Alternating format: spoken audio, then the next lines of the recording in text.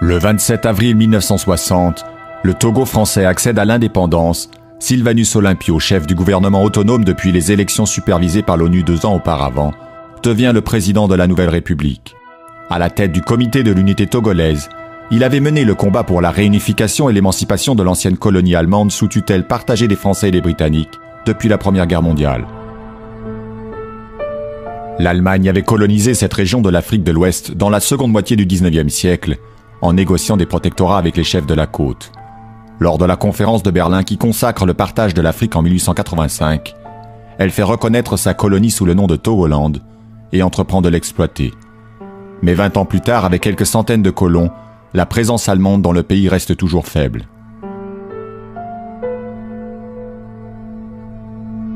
Lorsqu'éclate la Première Guerre mondiale, le Togoland est rapidement envahi par les Britanniques depuis la Côte d'Or à l'ouest et par les Français depuis le Dahomey à l'est. Les Allemands capitulent dès août 1914 et sont expulsés. La colonie est occupée conjointement par la France et la Grande-Bretagne.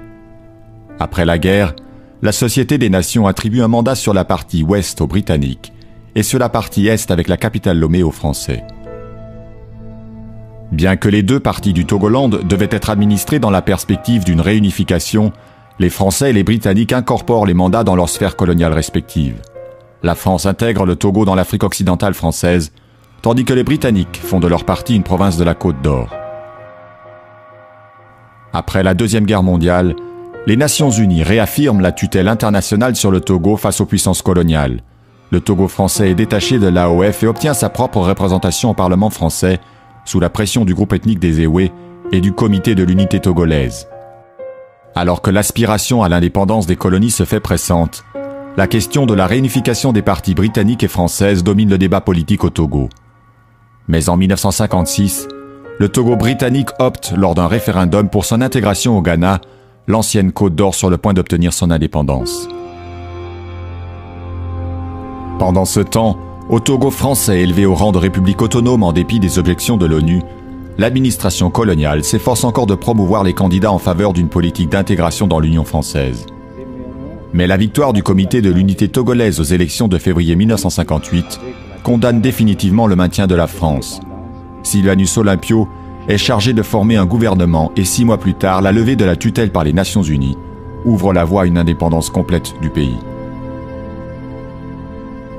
La présidence de Sylvanus Olympio sera de courte durée. En janvier 1963, moins de 3 ans après l'indépendance, alors que le chef de l'État refuse l'intégration dans l'armée des anciens militaires engagés volontaires des campagnes d'Algérie et du Vietnam et s'apprête à abandonner le franc CFA, il est assassiné lors d'un coup d'État mené par Étienne Eyadema et les demi-soldes. L'ancien Premier ministre Nicolas Grunitzky, favorable au rapprochement avec la France, lui succède, mais 4 ans plus tard, il est à son tour déposé par Eyadema, qui s'installe au pouvoir et impose sa dictature pour 4 décennies.